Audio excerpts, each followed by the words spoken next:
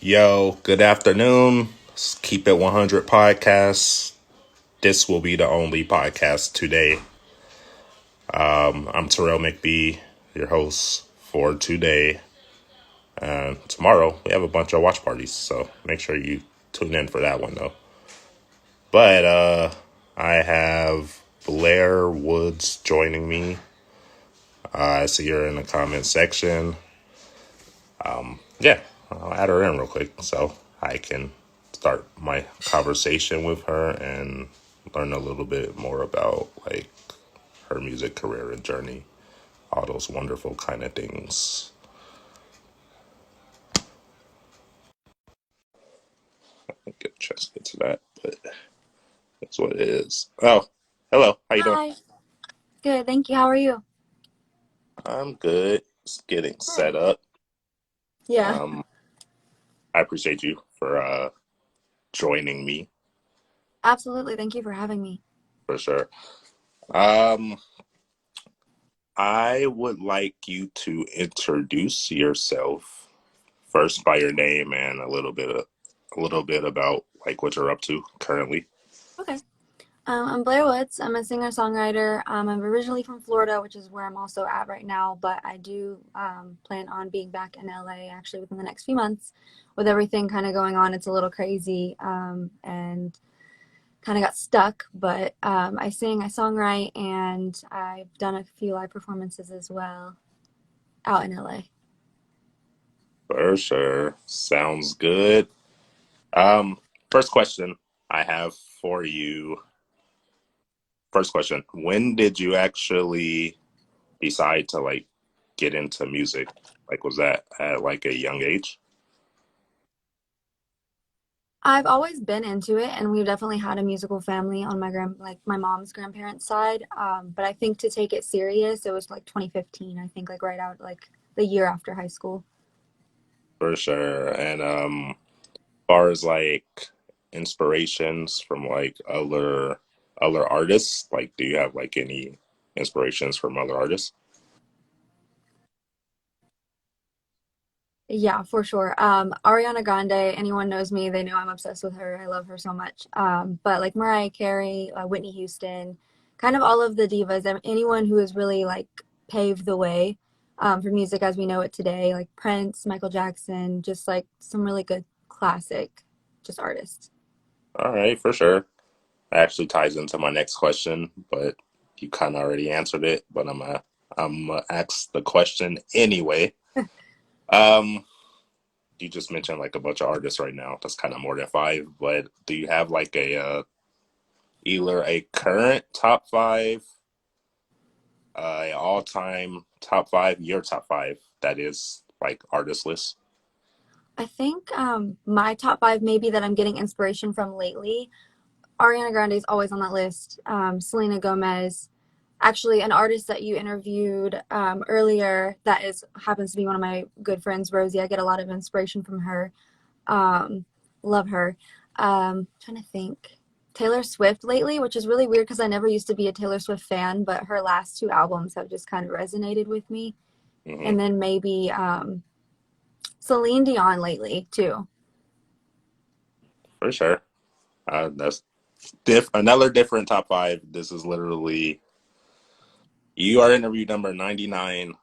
So I literally have heard at least I want to say 90 top fives in the last last 3 months. So yeah, I appreciate you for giving me your top five, which is Absolutely. different from, of course, the last interview. So Hopefully. yeah, thank you for that as well. Uh, Absolutely. what about like far as like people you would want to work with? Like, do you have any future producers or like future artists you eventually like want to do a collab with? Oh, absolutely. I really want to work with Max Martin, of course. I feel like any artist, any pop artist would want to work with him as far as like production goes and songwriting. Artist, definitely Ariana Grande. She's gonna be on my top everything. Um, I'd really like to work with Youngblood. His music's very different from mine in all ways, but I'd really like to work with him. I feel like that would be fun to like collaborate with him on. And there's a few other artists too that kind of come to mind, like I don't know, Billie Eilish would be fun to work with. I don't know how that would work because she's pop, but she's so different. But she just like I feel like herself and Phineas have changed the game. Oh, I'd love to work with her brother too as a producer. Phineas is amazing. For sure. Um, okay, and I have a personal request. Okay. I don't know if it's gonna ever happen, so I'll just throw it in the air right now. What about you and Rosie dropping like a track in the future? Yes, I think we've actually talked about that thousands of times by now. We definitely should, and I don't know if it's just timing has been off, but I would love to work with her. I feel like I have so many ideas that would fit like not only my vocals and her vocals, but her vocals alone. She just has such a good, like crisp sound. I just would love to tap into that. For sure. So that'll be on my wish list. But Oh, we can make that happen. yeah, hopefully you guys make that happen. I kind Soon. of yeah. For, Yeah. Soon. all right. This next question is like if someone wants to like find out more about like your music. Um, I know your Instagram, but do you have like Spotify, Apple Music, like YouTube, stuff like that? Yeah. I mean I have a YouTube. I don't really use YouTube as much as I should, but now that I have the equipment that I needed to, I'm gonna definitely start. So my YouTube will be kind of like redone and start fresh and all that. But I definitely I have Spotify. You can find me Blair Woods. It's probably easiest too because whenever you search Blair Woods, which I did not think about this whenever I first started, but you find like Blair Witch Project when you first start searching for my name. So it's easier to just search Blair Woods and like my latest like song. So like No Question is the latest one that I put out, which will pop up immediately, Blair Woods. Um, but Spotify, iTunes, like Apple Music, I'm on all of that. And I'm trying to start a Twitter presence, but I'm not gonna lie, I'm not the biggest fan of Twitter, but I'm there. Um, is are there some reasons that you're not the biggest fan of Twitter? I feel like it's just overcrowded right now with like Stan Twitter. And as much as I have found a great community in Twitter, I've also found a dark community in Twitter. And I don't like that because I'm really about positivity. And I like that right now there's things trending that need to be trending Hmm. as far as the world topics goes. But aside from everything that's happened in 2020, like before 2020, I feel like it was all about like this celebrity did this and this celebrity did that. And if you support this celebrity, then you're terrible and we hate you. And I'm not about that. It's just exhausting and pointless to me whenever it's about like just standing celebrities. So that would be why. All right, for sure. I like that answer. I started using Twitter. Well, we started using Twitter recently. We haven't had anything like that yet, but you can see Yeah. Twitter is from a distance. That's how I used to look at it. But I'm more interested in learning about you, so I'm gonna get back into my questions that Thank you. I have. Next question I have for you, due to like the pandemic and everything that's like going on, has it affected you in a negative or positive way or both? Kind of both. Negative because I had all these plans to go back out to my producer in Vegas, which by the way, if you've listened to any of my songs, it's all produced by, he goes by Who is Call Girl on here. His name is Call Girl. And I fly out to Vegas to record with him, and it's kind of gotten in the way of that because of obvious reasons. I'm not going to fly out and risk getting myself sick or him sick or anybody else around us sick. Um, but I guess it's kind of been a good thing too. Hmm. For sure. Oh, okay. I'm back. Okay. um, but like I've been trying to find the good in it, and I've been trying to hone into. I live stream on an app called Live It. So for those of you who don't know what that is, it is literally just that, a live streaming app. I go on, I sing, I do performances for everybody nightly. Um, it's a lot of fun. I've found a lot of family and friends in that app, and so I guess that's like the positive to the pandemic, because I don't think I would have started doing it as much as I have. Like I do it full time now, so I wouldn't have started doing that like that if the pandemic weren't have been a thing, because I don't think. I'm not sure if she froze again, but uh-huh. For sure. Um, is that just for artists or like is are, can anyone use that app or is it just like for like live performances for It's art? for anybody. You can do with it what you would like to.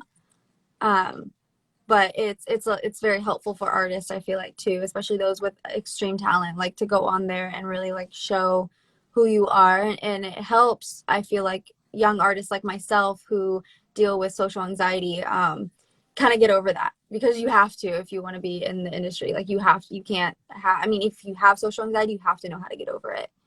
But it definitely has helped that aspect too. But you can go on for any reason. I feel like people go on just to talk, people go on to paint, like anything that you want to do.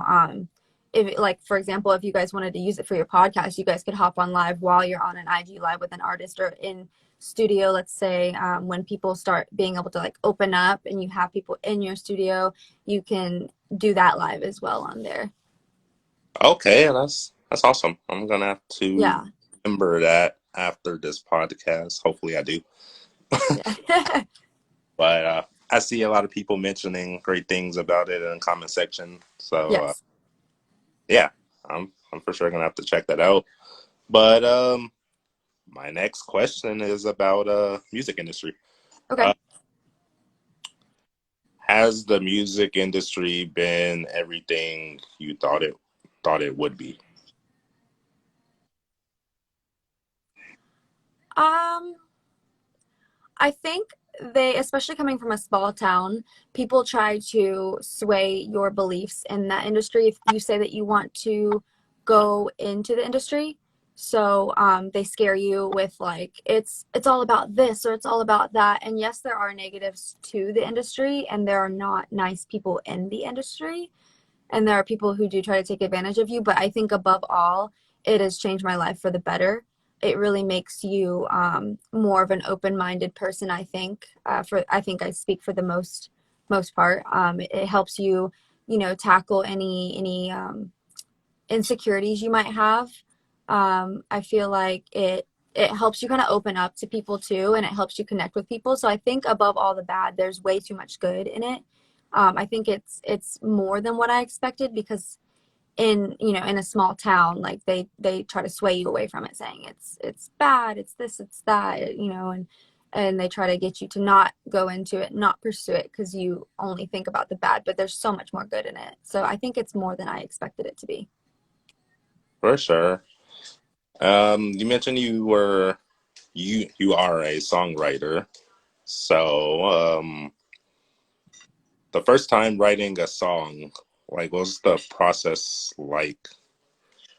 Um, I didn't know what I was doing. So, like the very first time, without actually even recording it, I don't have any instruments, and I can barely, like, I can play piano, but not enough to like whip out like a really good song, like those that I know.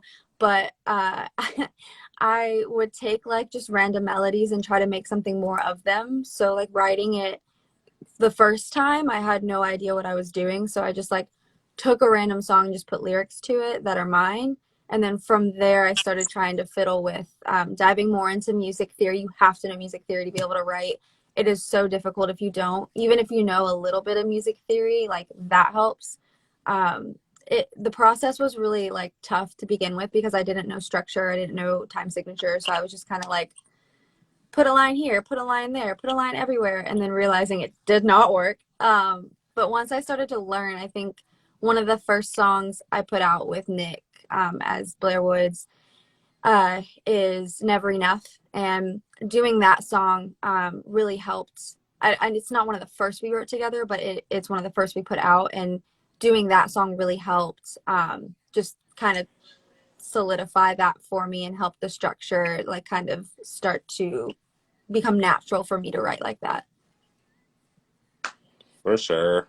And what's the process of like writing a song? Like, say, for example, right? Like if you're, well, you're not going to be in studio now because the situation, but say if you're like at home, right? And you write a song, Mhm. and is there someone you send it off to for like positive feedback for them to let you know how the song is, or if you need to make any adjustments?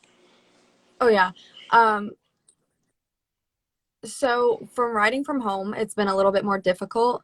I will usually voice note everything, and it's the most like unconventional way to do this. There's definitely easier ways to write songs, but I, of course, at the time, like I said, I literally just got everything I needed in um, to be able to songwrite from my house to Vegas. But it's more, I would voice note something and I would send it to maybe my friends or Nick and be like, well, this is an idea I had. What does this sound like? And that'll kind of go from there. Once I see Nick again in person, then that's who is Call Girl, by the way. Once I see him again in person, then we kind of morph it together. He helps me fix it. Speaking of which, he just joined. Hi, Yeah, Nick. for sure. It's like he knew. But if from there, he kind of helps me tweak it if I need any help with like the lyrics or the structure or anything like that. He'll go in and kind of be like, well, this sounds better, or like, let's do it like this instead, or just like kind of do his thing to it that producers do, um, and makes it sound better. For I sure. don't know the technical terms yet. I'm still learning, but like it goes from a voice note to a beautiful mix and mastered song. So, All right. Next question for you about okay. what do you bring to the table as like an artist? Um, I'm gonna ask you three questions. Like they're not really Okay. questions. Um, three qualities that you think you bring to the table as an artist. Okay. Ooh. um, three qualities. I think creativeness. I think that should be any artist's like number one. Um, I think open-mindedness. I am willing to try just about anything. That's another reason why I do love working with Nick, because he kind of will be like, hey, but what if we did this? And I'll try it. And if it's something that I can do vocally, then we use it or we don't, depending on how it sounds. Um, so open-mindedness. And then maybe I guess just talent, because I feel like you would have to have talent to be able to, I mean, that's definitely an argument to have, but you should have talent, at least a smidgen of talent if you go into making any sort of song. For sure. Great answer by you, by the way. That is that's for sure. Different answer as Thank well. you. All right. Let me hop into my next question I have. So I'm getting to know you. So um, I'm gonna go ahead and go. Okay. Far as yourself as an artist, as a brand, what is the ultimate long term goal like for you? Definitely and like no monetary goal for sure, because I don't think you should expect anything monetary out of this industry, because if you do, you're going to be very disappointed for a long time. Um, but I think going into it long term, I would definitely at least like to be comfortable at a point where I could just tour and meet people in long term, and just be doing that for the rest of my life, whether it makes me a lot of money or just enough to get by. As long as I can continue making music, love you. As long as I continue making music, then I think that that would be my long term goal, is to be able to comfortably like continue to just do what I'm doing now, but on a larger scale. For sure. All right. Sounds good. Um, what about, well, should I ask this question? I'm gonna ask it anyway. So, you have the option to answer this or not answer it. No pressure. Okay. Uh, Legacy question. Um, as an artist, as a brand, again, like what type of legacy are you trying to like leave behind? Um, Definitely, if I want to leave behind anything, I want people to remember me as someone who not only, worked her, I can say ass, right? Worked her ass off. Go ahead, say whatever you want. Okay. Someone who worked her ass off to really get where she was.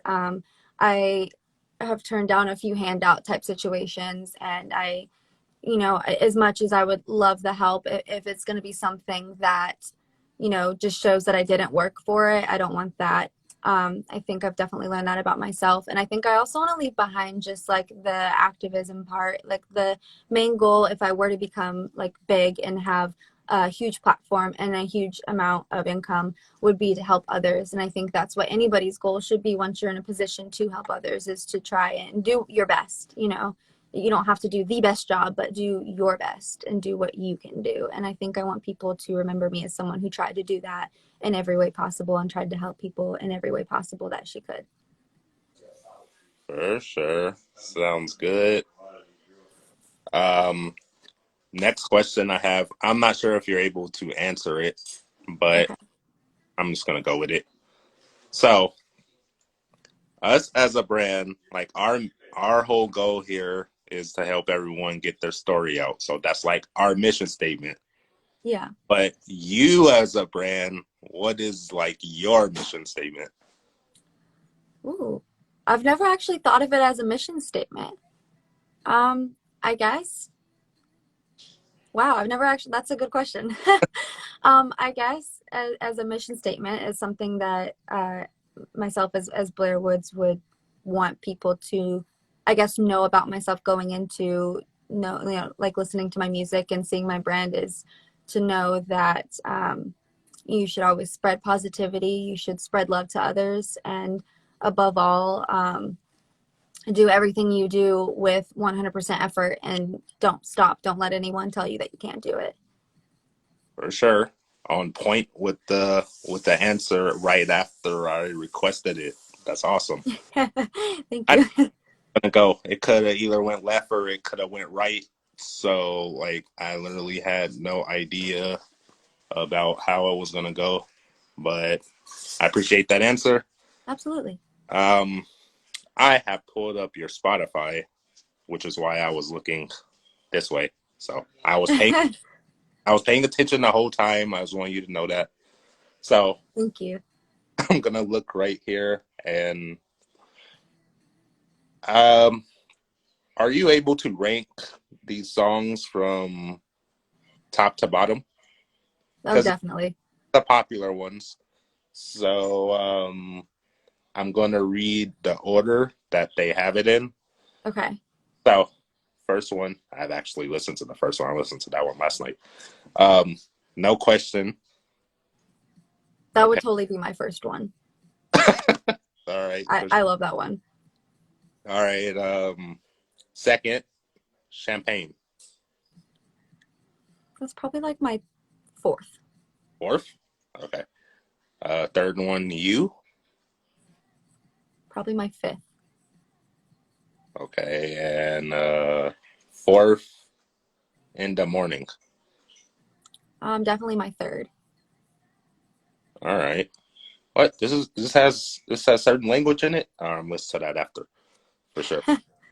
Well, not for me. We All right. haven't released any of that yet. Oh, okay. Um, never enough. My second, for sure. Okay, for sure. Thank you for that. Yeah. I was wondering, like, I wonder what her personal favorite song is. Yeah. I love them all, but I think too, whenever I go into ranking them, I go into what I can do with them while I'm live, like live singing, vocally, and I also rate them with maybe the experience I had or maybe who they were about. So if they were about someone that maybe I'm not too fond of anymore, then they go kind of further down on the ranking. Not that I'm not proud of them, not that they're not a good song, but that they kind of remind me of that person, and maybe that's not the first thing I would listen to. All right, fair enough. Sounds good. What about I guess, do you have a favorite project that you've ever worked on? Yes, actually, one of my favorites, I think actually, no question is in this list because we've already released it. But there's a song coming out July 24th called I Don't Care. We also were very fortunate enough to have someone do a remix version of it. Hmm. So both of those have to be some of my top favorites. I think they're going to replace No Question for sure.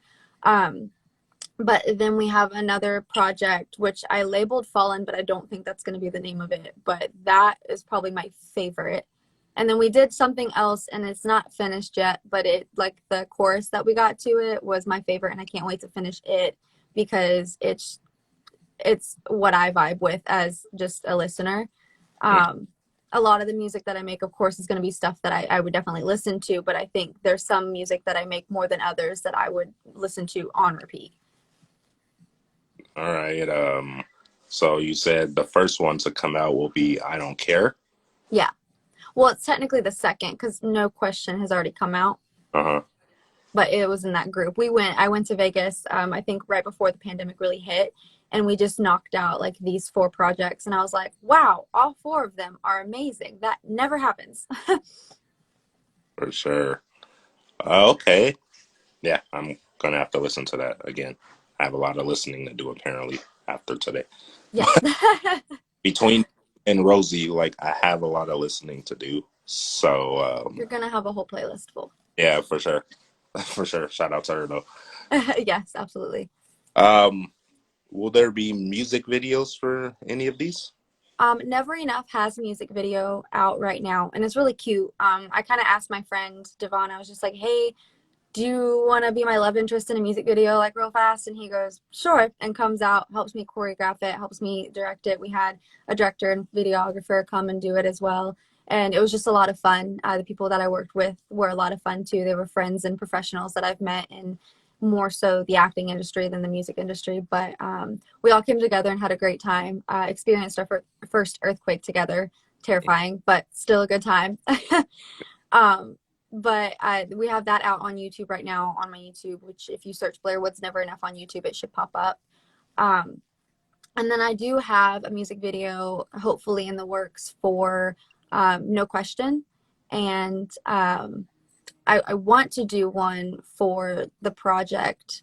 I Don't Care, but it's going to, like, I Don't Care is going to require me to, the way that I would like to do it is going to require me to have a lot of people around me. And that's going to have to wait until after the pandemic. For sure. You just mentioned acting. Do you have a little background in that? A tiny background. It started out as like being in music videos as like, one of the girls in like rappers music videos. And I did two of those, hated it. It's just a long amount of time for nothing. Um, and not nothing, but you're literally doing the same thing. It's not different scenes. You're just doing the same thing like over and over and over again. But then I started into like background acting and soon was every time that I got like a role, like a background extra role, they'd up me to a featured role because they'd be like, hey, you look the part, come here. Like, do you want to be a featured actor? And I'd be like, sure, because it's more money. But I did a lot of scenes in Euphoria. I think I did like 4 or 5 scenes in Euphoria, um, which was a lot of fun. The main actors on that show are so nice and so fun to work with. I did a little bit for, I don't know what it was called. It's like not Dollhouse, but something doll. I don't know. It had Shay Mitchell in it, and that one was my favorite because whenever I went to set, they labeled it a different label, so we couldn't Google it. And Uh-huh. when we got there and I saw that it was Shay Mitchell, I freaked out, which I don't freak out unless like I really, really, really like the celebrity. And I really, really, really like Shay Mitchell. And I like panicked and they had already asked me to be a featured extra in that. So I was closer to her than I thought I was going to be. And once they placed me, I was like feet from her and I was like, oh my God, oh my God, like try not to panic because you can't panic. Otherwise they'll be like, are you going to be okay? Like, do we need to remove you? Do we need to move you? For sure. Okay. And auditioning for that, like Mhm. for those that don't know how that goes, do you mind like giving a little insight on how that whole process happened? Yeah. So the easiest way to do it, you can go on apps like Backstage and stuff like that, which is how I got any sort of like musical roles that I did, Hmm. and beginning like the in the rapper music videos, those. Um, but if you want like just easy access and to have like fast money for background roles and like bigger shows and stuff like that, if you go with an agency, which I go with Casting Central, but if you go through an agency, they actually just have everything pre-done for you, and like that's your audition. So they just continuously send you out to these big corporations who need people and they need featured actors, and they'll ask you, they'll be like, hey, do you want to be featured on this or do you want to be a background on this? And then from there, from what I was told, you can eventually move up into bigger roles, but I didn't stick around with it long enough because of the whole pandemic thing. I moved back to Florida, so I could do it from Florida, but again, it would be kind of a pain in the butt. So I just stopped for a little bit because it wasn't my main priority. And I don't want to ever, I love acting. I think it's a lot of fun. And especially when you get to be featured and you get to actually have something to do except for standing there, like that's a lot of fun to remember how to, do a line or do certain things. And I think that's a lot of fun, but I don't think that would ever be my main focus. All right, and I have one more question about this, and then Okay. on to something else. Okay. Um, how I picture auditions. This sounds retarded, but I'm just going to say it anyway. I Okay. like American Idol, but I was told that's not the case. I don't think they like judge you like right there, right? They get back to you if they. Um, so like stuff like that, I went out for The Voice here recently. Hmm. And it's a little tricky because with all of those shows, it is an audition to get an audition for the audition. So it's like a three-step type of thing. And it might be more or less steps for like American Idol or any of the other ones. But for The Voice specifically, it's three. You send in something or you go in person, then you either make it to the in person again, or you get to just step up to like the Hollywood rounds, which isn't taped. It's just another audition to go and basically do your thing in front of the not real judges, but they're like the producer judges. Hmm. And then you go to the actual audition if you make it through. A lot of times you can go to like the audition I went to. There was opportunity. They were looking for they were looking more for alternative and country singers than anything, which they don't. That's something that I really wish that they would tell you, because they don't tell you what they're looking for. They're just like, everybody come on in. Let's make it this big thing. And you have like 40,000 people in like a big stadium, and you're just waiting to go through these groups. And you do have to audition in groups, which is terrifying. But again, it is what it is. But then you also have the option if you're what they're looking for. Like in this case, they were looking for alternative and country. So if you were alternative or country, they were pulling you out in front of the 40,000 people and you were singing into a mic in front of the 40,000 people in a competition against someone else in your same genre.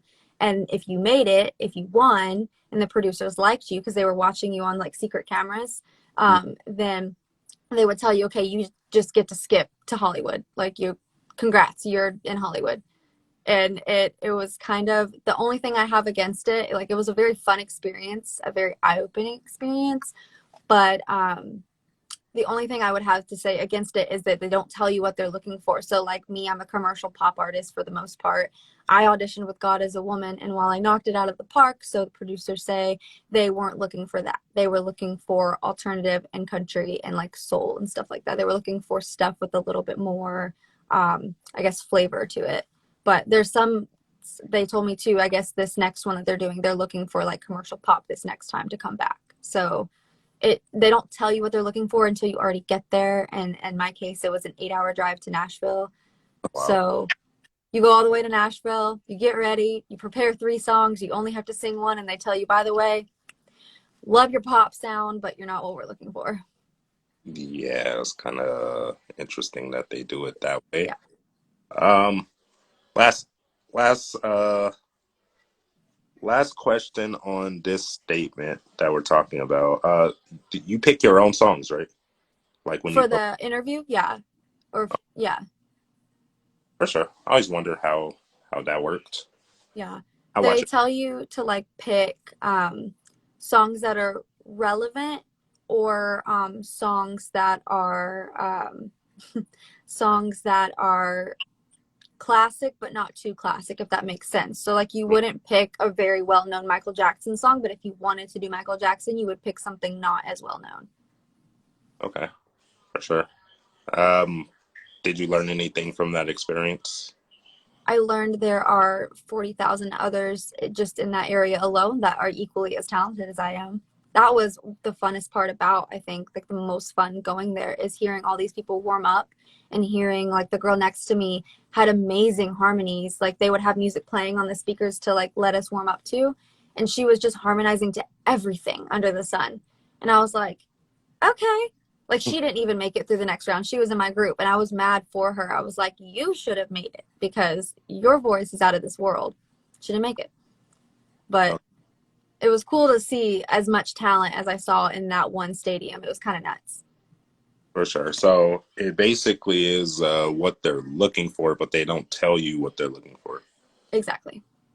Oh, yeah. I kind of look at the show differently. That's Yeah, I do too. And it's fine. It is what it is. It's television at the end of the day. So it is, they want the ideal candidate. They do.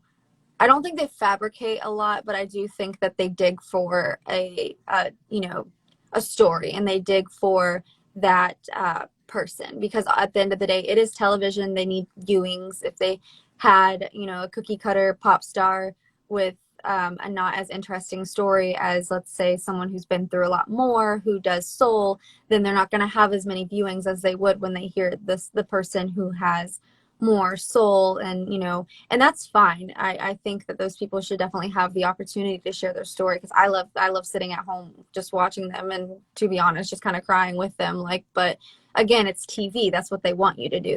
They want you to sit at home and cry with them and feel for them and really like get involved in it. for sure. Yeah, Thomas. What Thomas said down here is what they do for American Idol. They will hire extras or people to come in to vote and to watch and listen. That's what the audience is. What? You get paid? Yeah, yeah. Yo, That's that's another thing that you can get in Casting Central. You can get casted as a TV show, game show, or a Dancing with the Stars or American Idol like audience member, and then they have someone who will be like in front of you, basically telling you, okay, cheer, and then they'll be like, okay, like be quiet, and then they'll have someone like they also pay people to tell you jokes while you're in the audience, so that when you need to laugh naturally, yeah, like they'll make you laugh. It's all television. It's all Hollywood. It's exactly what you would think it would be, considering it being like reality TV. There's a lot of fabricated parts to it. There's a lot of real parts to those shows, but there's a lot of fabricated parts. yeah. I've learned a lot in this podcast already that I didn't know about certain areas. So Yeah. thank you for that. Oh But no, he never got the jokes. Thomas. yeah, but yeah. So let me get back to original discussion. You're fine. Um, more so about like, have you learned anything about yourself during the pandemic? Because I think everyone's learned a little bit more about themselves Absolutely. in the house, of course. But have you learned anything? I learned first and foremost that I enjoy my alone time, and if it means that I get to stay in the house every bit of my life, unless I have to go do a show, I'm okay with that. Um, I have also learned too that I really do have a lot more to myself than just like borderline like singing songwriting. I've learned how to make my own outfits. I've dabbled in just like fashion design while I'm home doing nothing. I've kind of dabbled in like trying to learn production. It's really hard, and this is why I am so thankful for Nick because it's hard. There's a lot more to it than I ever thought. And even though I already knew that, than I ever thought that there was. And I think above all, I've also learned how independent and open-minded that I am. For sure. Sounds good. What about personal hobbies, like away from music, away from work? Like, do you have like any personal hobbies that you like to do? Like your top three, top Oh two, top yeah. Top two, top three. Okay. Definitely like self photography. A lot of my photo shoots are literally self-timed iPhone camera photo shoots with this backdrop. Because you have to do what you have to do. Um, Editing for sure. I love photo editing and any sort of like graphic design. I'm trying to tap more into graphic design lately, but photo editing and probably back to it fashion design because again it's not something that I would ever pursue, but to make my own like stage outfits or like costumes for certain things, like that's a lot of fun to be able to say, yeah, and that big fluffy white dress, like I made that. for sure. Okay. Um, Next question I have is far as your brand again. Another brand question. Okay. Um, do you have like merchandise, or are you thinking about like coming out with merchandise? I do, and I would like to eventually get into it where I have it on hand. But right now, I kind of wanted to fiddle around with it and see what my fans were really like interested in as far as merch and what they would want to wear. So I use a site that Rosie uses as well because it's such a great site. You literally design whatever you want to design, get it ready, pop it on whatever you want to pop it on, like a t-shirt, a phone case, anything like that, and you can put it up and you still make money, but it's something that you can easily just do and they have it all like on hand for you.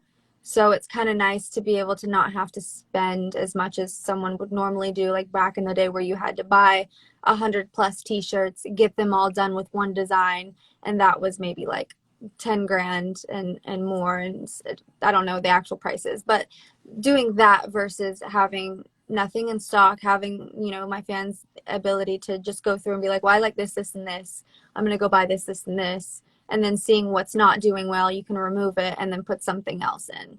I really like that aspect of it. But I do have merch out. I have a cute little link in my Instagram bio, and it's like a little triage of just everything in it. Spotify, Apple Music, the website for merch and stuff like that, and the website for Live It and everything. So that has like every link that you need from me in it on my Instagram bio. For sure. I was just looking at the link right now, actually. Okay, sounds good. I'll share a link, this link Okay. after the video, actually. Okay. Thank you. Yeah, for sure. And you know how Instagram Live works, right? I just Yes. like to let people know that I'm chatting with. If we go over an hour, it gives you a 2 minute warning, 2 minute, 2 minute countdown. Sorry, not warning. 2 minute Yeah. countdown. I can see it, you can't see it. So I shall let you know if it continues past an hour. I'll let you know that there's like a 2 minute warning. Okay. Thank you. So just wanted to get that out in the air. Uh, Yes. Before the pandemic, and when you were in the studio, like, did you learn like how to use any equipment in the studio as well? Um, I don't think I mean, I watch Nick and I watch what he's doing, and this man can literally pick up any instrument and just start playing it. Like, I can't even fathom how people can do that. Like, that's so incredible to me. But I more so watch and see what he's doing, like on the computer, as far as what he's adding or what he's doing to make a certain sound or make a certain synth to make it work. And so that's more what I pay attention to than the instruments. I do want to get a keyboard back because I used to have one and I used to be halfway decent at piano, halfway, not all the way, but but enough to be able to write something on it and play it. But more so whenever I'm in the studio, I watch what he's doing on the computer so I can see like how he's making a synth or how he's making a certain sound the way it does, or a certain beat. All right. You just mentioned beats. Um, do you have a list of beats? Like, say if someone sends you beats for a certain song, do you go through Mhm. like a process to decide which beat is right for that song? I actually don't get sent any beats. Nick makes them, like hand makes them as we go. So Oh, he'll like hear a certain song that I have ready, voice noted, and he'll be like, "How do you want this to sound?" And I'll be like, well, I would like these kind of instruments in it, or I would like it to have this tempo, or I would like it to have this synth on it. So however you want to do that. And then I just watch him and he literally just crafts up within like, 30 minutes this beat and or less. But he just starts making something and it just like we vibe with it and we're like, okay, this sounds cool, I could do this, or it's in this time signature, or if it has a time signature change, anything like that, he'll do whatever he does to it. And within like 30 minutes or less we have a beat. So I've gotten people that send me beats, but hmm. I've never used them because I've never at the moment had to. Okay. Um, so your producer you're speaking of sounds pretty awesome, by the way. Yes, very talented. So, um, like, how did you meet him? Like, how'd that like relationship start? Actually, I love telling this story so much, and I don't know if it makes him blush or makes him just go like, mm-hmm. But he, at the time that I met him, was a drummer for one of my favorite bands, Outlining Color, and I don't know how exactly him and Skag stumbled upon my music, but I must say, he listened to my SoundCloud, and I am really blessed that he thought that I had any sort of potential because my SoundCloud sucked. Um, and he heard the potential in what was literally some of the worst things I've ever done because I was like new and just learning how to do anything. Um, but he messaged me on Instagram and was just like, "Do you want to work together? I really want to produce a pop artist." And that's like kind of how it became. And of course, I fangirled because again, he was the drummer of my favorite band. So I was like, "What? You want to produce me? Like you hear my what? Okay, sure." For sure. And what year was this like that you actually met Nick? I think it was 2018. We're in 2020 now. I think it was 2018. I'm pretty sure. Okay. I think, or like the end of 2018 going into 2019. So that was like a few years like after you like officially like started. Yeah. Were you before like working with Nick, like were you working with like anyone else? I had worked with two other producers, one of which is a very talented producer, but of course, we just kind of grew our separate ways because it was one of those I went in, I paid, I did my thing, and I kind of left. Very nice guy, but it was just all business. It wasn't like a connection. Like, I think you have to be able to work with a producer over and over again and really bring out the best in yourself. But I did work with somebody, I won't name his name, that kind of screwed me over. I do have one other song that I just finally got removed out. Um, and it was my first song that I'd ever put out, and all of like everything was just kind of done under his name, and stuff was cashed out under his name. I never really saw anything from it. But Nick kind of not only helped me build up my confidence, but my trust in others again, because I was kind of weary of like working with anybody else ever again after that. Uh, I think that being my first experience in the actual industry kind of like hurt it a little bit because I was like, oh, I don't trust anybody. But Nick definitely helped me kind of regain that trust and really hone into my talent more so anything than just just making a song for the sake of making a song. I think he can agree too. But I from like early 2018 like spot like SoundCloud stuff to 2019 when we were recording to now, I think I have definitely multiplied in my talents as a singer and songwriter. Songwriting is kind of still like we're getting there. I think we're really close to what I ideally would like to see in myself as a songwriter, but I still, of course, need his help from time to time. Like, does this sound good or does this sound good? Does this sound better? Does this sound better? Type of thing. But I think vocally as an artist, I've definitely grown since then, and it's a big part from him because he's helped me kind of bring out like the talent I have vocally, and he does that with a lot of artists I've noticed too. He's very good at that, and that's something that is very rare to have. I feel like a lot of producers don't have that, and you should because you should want to see that artist grow and do well and continue to grow and continue to learn. And I'm always learning with him. I'm always learning what more I can do. I'm always striving to do better, and I think that that's something that you should want to bring out in some other person if you're working with them. For sure. Great message right there, actually. Yeah, absolutely. Next question I have is about independent artists. Are you Okay. independent or are you signed? I'm independent. I would love to be signed if I could, but it would have to be like a really good deal with a like specific set of labels if I were to be signed. Okay. Um, your top three benefits of being a independent artist in your own words, like in your own answers, you think? Okay. Definitely top number one would be that you don't have someone telling you necessarily what to do. You can kind of release as you would like. You can make the music that you want. Um, Two would have to be you can collaborate with who you want, because from what I've been told, if you're signed, especially with the bigger labels, you don't necessarily get to collaborate with who you want. It has to go through the label. They have to approve it. It's a bunch of paperwork and all that stuff from what I've been told. But again, I don't know that firsthand. But if that is true, then that would be another pro to being independent. And then I guess the third would be to be able to say, like, yeah, I did this on my own. Like, I did this as an independent artist, like bragging rights, per se. For sure. Um, Let me ask you a question about that again. Uh, Okay.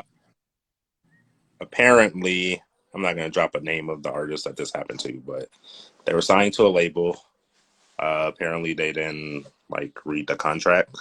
Hmm. So when it came time to like, I guess release more music, I guess there was something in the fine print that said you had to like go through the label to figure out who you're trying to work with. There was paperwork that had to be signed. And the artist was like, "Well, that's not how it's supposed to be." Yeah. But they were saying, "Oh, that's why you like read the contract like front to back, so you know what's what." Yeah. Sometimes read it 4 or 5 times just so you know. Um, Yep. yeah, you have any opinions on that? I think the only opinion would be to read it front to back. I've never actually had a legitimate contract offered to me. So I know that when I do, I'm going to be reading it 5 times over, getting, of course, a music lawyer to help with that, an entertainment lawyer. But I think above all, any kind of contract that you sign, you should, especially in any sort of industry in music or acting or anything like that, you should read it front to back, because if you do one wrong thing, essentially when you sign your name over to them, they own you For to sure. an extent.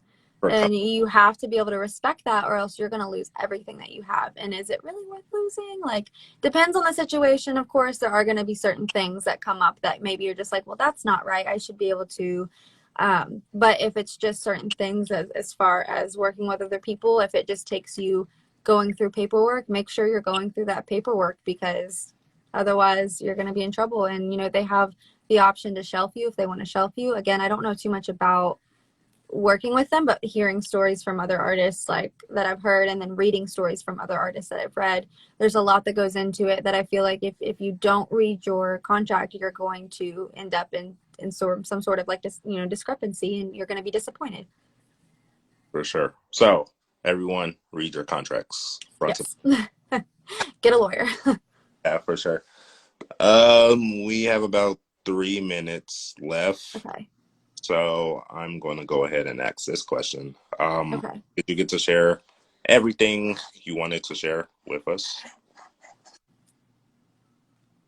Yes, I think I did. for sure. I had to think about it, but yeah, I think I did. I think we covered everything. All right, sounds good. Like I tell all of our interviewees that come on, Okay. you want a copy of the actual video, you can DM me like your email address. Okay. I'll send it over to you. Okay. I plan on streaming this like once we're done to like YouTube and Twitch and all those Absolutely. colorful websites out there. Yeah, so I plan on doing that. I'll gladly like send you the links so you can like have it for yourself. Yeah, So absolutely. Please do. And I'll send you my email whenever we get off of here too.